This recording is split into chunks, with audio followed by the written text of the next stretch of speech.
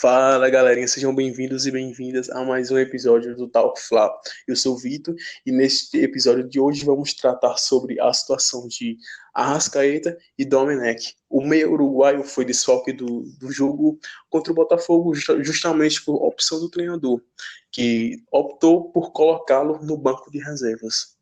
E o segundo tema fica por conta da situação envolvendo Rodrigo Caio e Gabigol. Ambos saíram lesionados da partida contra o Botafogo.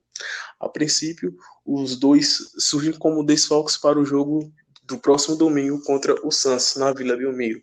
Para este debate, vou chamá-lo novamente o meu parceiro Bruno. Seja muito bem-vindo a mais um Talk Fla.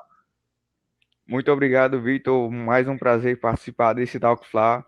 Nós vamos tratar de alguns assuntos que já deram polêmica agora nesse início de semana. Estamos apenas na quarta-feira e já temos dois assuntos a tratar, que é a questão do Arrascaeta com o Domenech e também de possíveis desfalques do jogo contra o Santos, né, no próximo domingo, que é do Gabigol e do Rodrigo Caio. O Rodrigo Caio teve uma lesão constatada no adutor da coxa esquerda e o Gabigol teve no reto femoral da coxa direita. Então, ambos possíveis desfalques no jogo contra o Santos por causa de problemas na coxa. Exatamente, Bruno. Então, essa situação envolvendo a Arrascaeta que surge de uma maneira bem chata nos bastidores do Flamengo, né? Porque muitos jornalistas vieram a público falam que a Arrascaeta estava lesionado e que Domenech optaria por colocá-lo no banco. Porém, assim que acabou o jogo, no outro dia, a Arrascaeta apareceu no Twitter e falando que não estava nada lesionado, dando a entender que aquilo teria sido apenas por opção do treinador, né? Muitos flamenguistas não gostaram absolutamente nada da tuitada de Arrascaeta, né? Que aquilo até pareceu um pouco como indireta, né? O que você achou a respeito desse tweet de Arrascaeta, Bruno?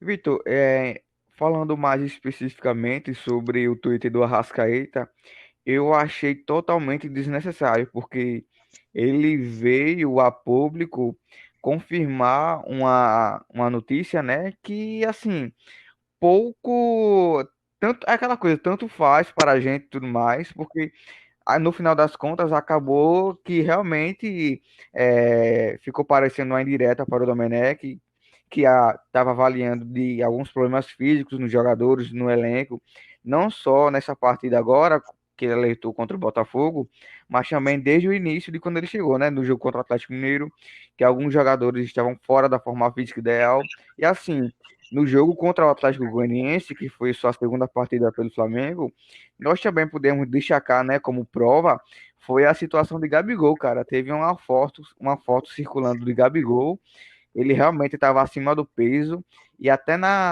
naquela batida de fotos, antes de iniciar o brasileiro, que o Campeonato Brasileiro faz, para poder postar aquelas fotos do jogador e tudo mais, aquela seleção, né? Nós vemos até o próprio Gabigol realmente um pouco acima do peso. Claro que durante o jogo pouco pôde interferir se ele estava realmente acima do peso ou não, porque ele vinha jogando, apesar de ter uma atuação ruim, ele vinha correndo no campo, ele vinha criando jogadas e tudo mais. Eu achei, no geral, assim, de forma conclusiva, na questão do Arrascaeta, o Twitter dele de forma desnecessária. Era uma coisa que facilmente poderia ser evitada, até porque, cara, do jeito que estamos, desse início mal, né, do Domenech, querendo ou não, nós temos que evitar todo tipo de desgaste, cara.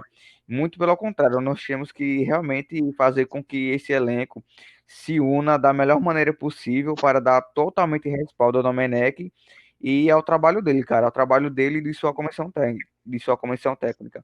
É claro que o Arrascaeta, problema físico fica difícil da gente confirmar, porque o próprio departamento médico do Flamengo alertou que não haveria nada de diferente com ele, que ele estaria 100% e tudo mais.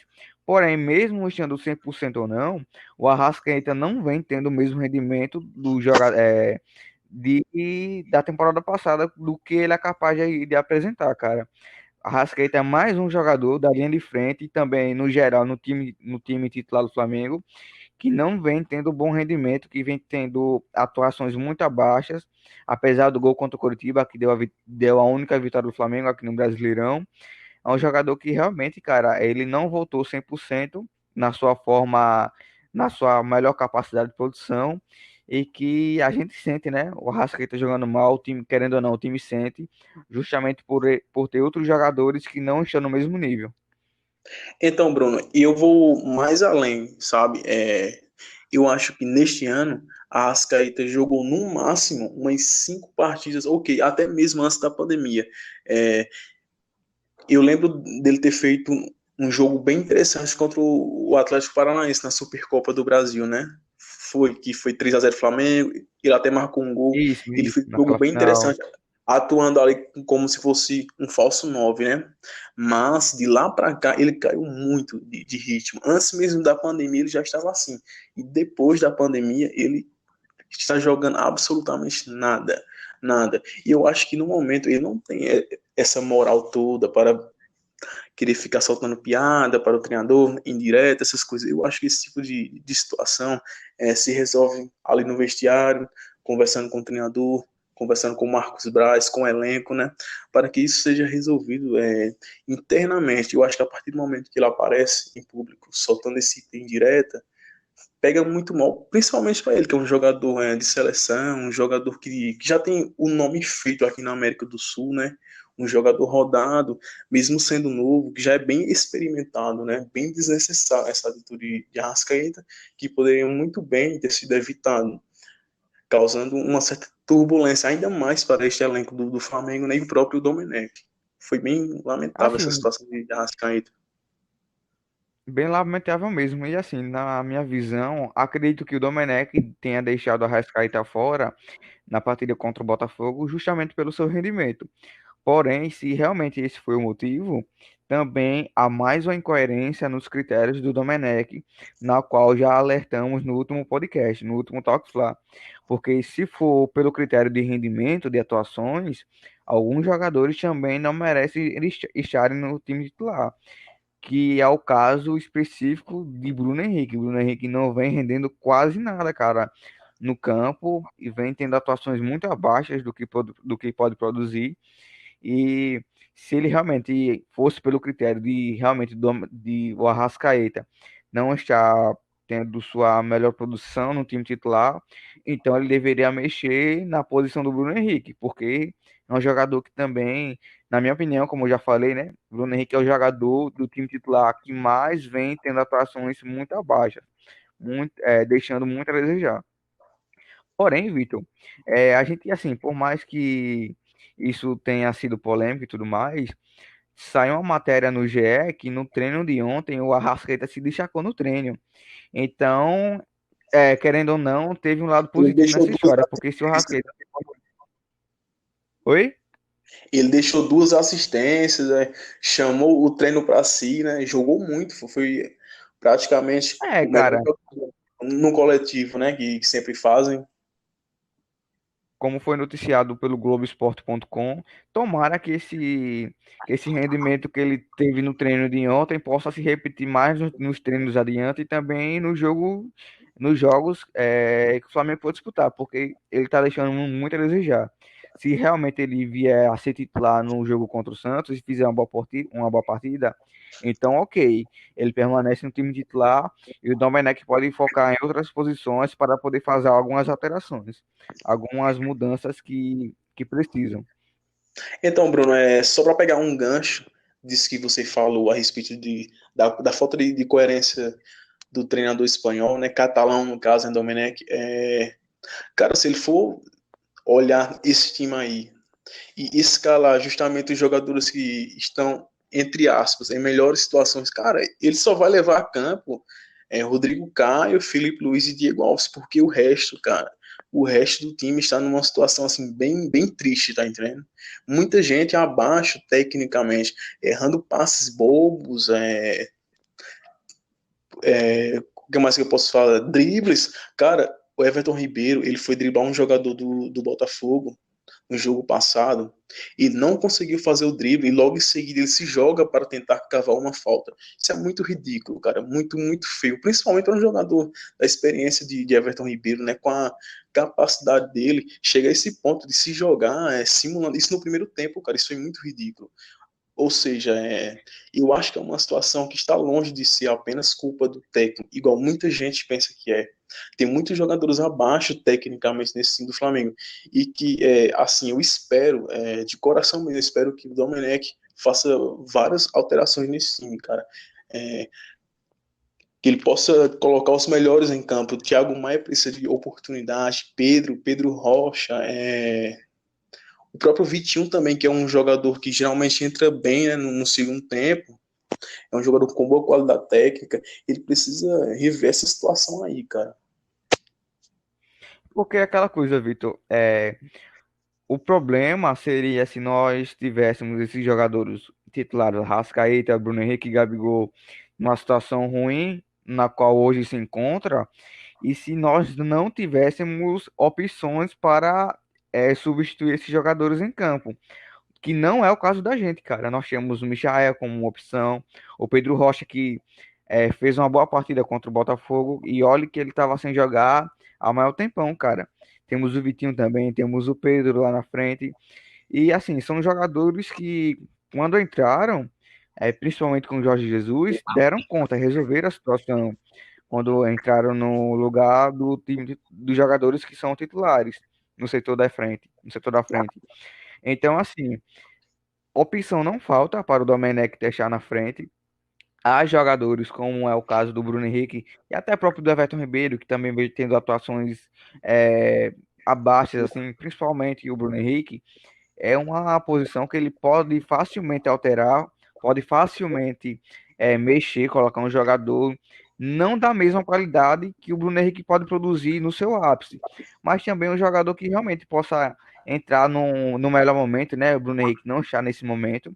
O momento do Bruno Henrique hoje é ser banco do Flamengo, não é ser titular da equipe do Flamengo, porque tem jogadores que podem fazer um papel melhor do que ele vem fazendo nos últimos jogos.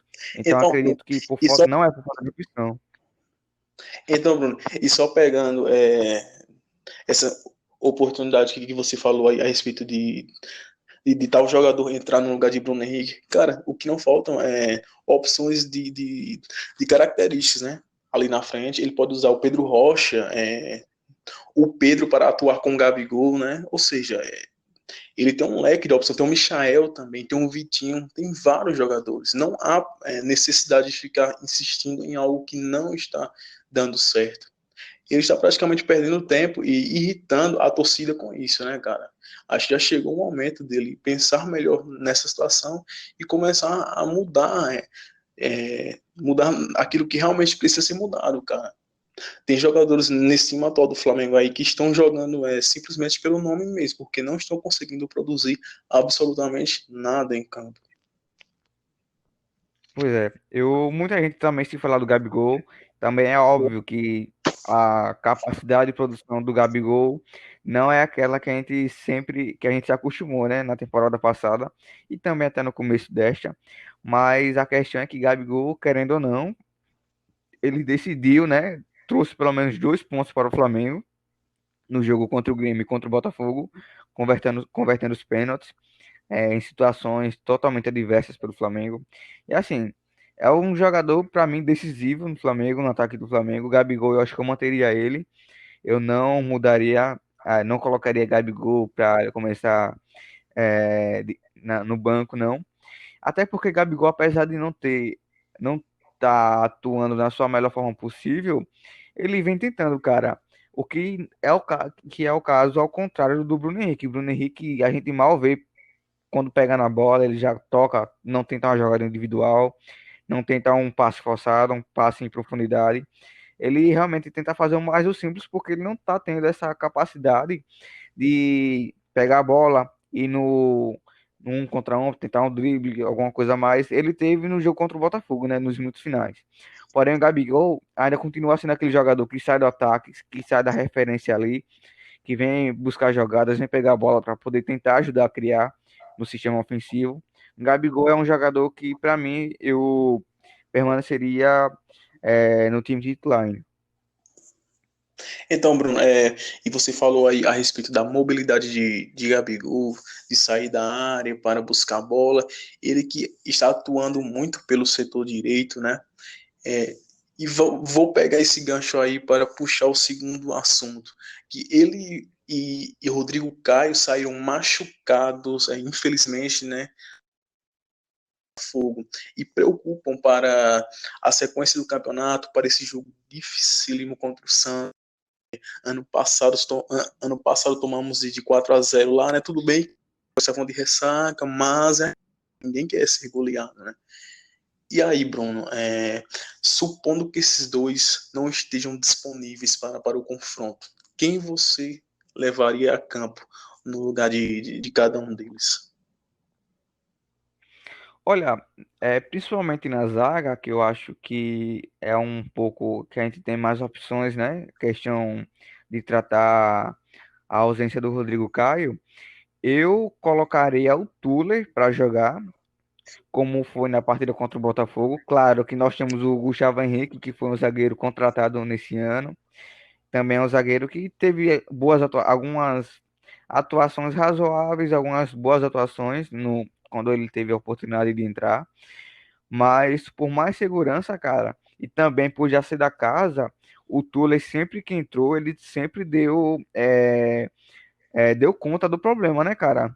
O Tuller que às vezes entrava e tudo mais, no próprio lugar do Rodrigo Caio, com o Jorge Jesus, sempre dava conta, entrava no time, não comprometia em nada, fazia seu feijão com arroz e acho um zagueiro mais seguro para jogar contra o Santos, né? Por já ser Então, da Bruno, casa e tudo mais, já conhece o elenco. e só pegando um pouco disso aí que você está falando, cara, é impressionante como o Tula ele só entra na fogueira, né? Ele só entra em situação assim muito delicada do É time. exatamente, e sempre Cara, dá conta. o gol que ele fez de cabeça lá contra o Palmeiras, um jogo muito difícil lá no Allianz Parque, né? Ele só entra na fogueira. É impressionante isso. E geralmente ele dá conta mesmo do E recado. Ele não compromete de forma alguma. bem lembrado esse jogo do Palmeiras aí que ele entrou e o Flamengo empatou 1-1 no Allianz Parque. Assim, cara, é um jogador de personalidade, apesar de ser novo, é um jogador de personalidade. E também por outro fator técnico, que o Tule, apesar de ser novo, ele não é um zagueiro tão rápido, porém, ele é um zagueiro que automaticamente se torna mais rápido do que o Gustavo Henrique. O Gustavo Henrique é um zagueiro alto, é um zagueiro lento, e naquele lado tem um Soteldo para jogar nas costas dele. Até porque naquele lado direito do Flamengo é o principal, como vamos dizer, a principal fragilidade da equipe e é onde o Santos deve focar no lado direito, como o Botafogo focou no domingo, cara.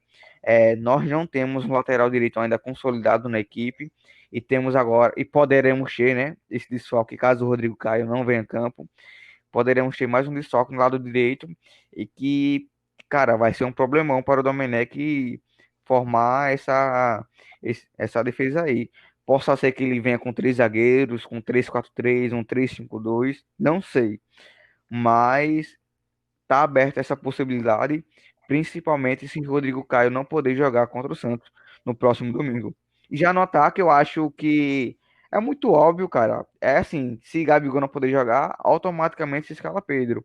Acho que é uma posição muito menos conflituosa de você escalar jogador, porque já tem um centroavante, o que é o Pedro, que é um bom jogador pode fazer muito bem o papel do Gabigol, não de realmente criar jogada como o Gabigol cria, de sair do seu setor, mas é um jogador de alta qualidade técnica que já comprovou seu nome no Flamengo, assim, marcando gols importantes, e que, assim, seria natural a entrada do Pedro no lugar do Gabigol.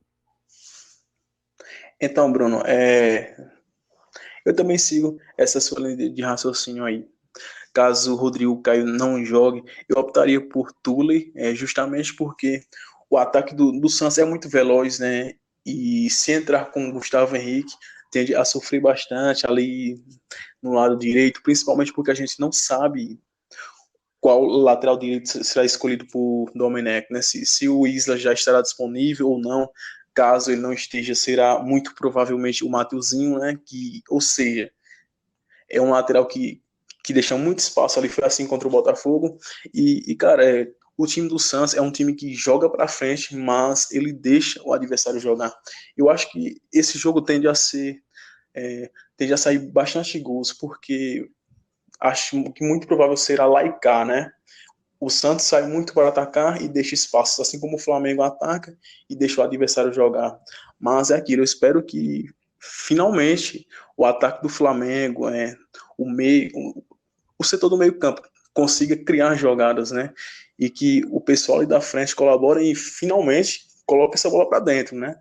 Porque a situação está muito delicada. Cara, O Flamengo praticamente não marca gol, nas partidas, está uma situação bizarra. O Flamengo só faz gol de pênalti, cara. Que isso? É complicado eu estou demais. na torcida, cara, eu estou na torcida para que não seja um jogo de muitos gols. Porque se for, será uma goleada do Santos, cara. Porque por mais que o Flamengo tenha algumas oportunidades de marcar o gol e tudo mais, que teve algumas contra o Grêmio e principalmente contra o Botafogo, o Flamengo não converteu as jogadas criadas, as oportunidades que teve em gols, cara. No jogo contra o Grêmio e contra o Botafogo, nós precisamos de pênalti para poder marcar, marcar na partida. Então, assim, da fase que tá o ataque do Flamengo, tomara que seja um jogo de pouquíssimos gols, cara, porque se depender da gente, será nível igual ao ano passado. 4-0 na Vila Belmiro e fora os ameaços. Porque, cara, se depender da gente, assim, esse jogo contra o Santos, ele será difícil não por o Santos ser um adversário forte, e sim pelo Flamengo não estar nas condições ideais de jogo, entendeu? Porque Exatamente. pela capacidade de produzir. A minha expectativa, caso o Gabigol não jogue, é justamente porque Pedro é um atacante que cheira gol, né? Ele é um finalizador nato. É aquele tipo de atacante que se a bola chega, ele É, vai embora.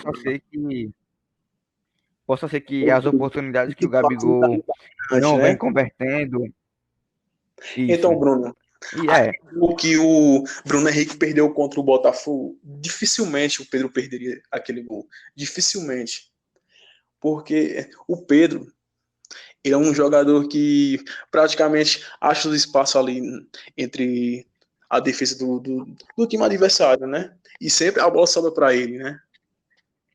Ele é um jogador que é um chega, jogador, é um jogador é o que tipo de centroavante. isso, né?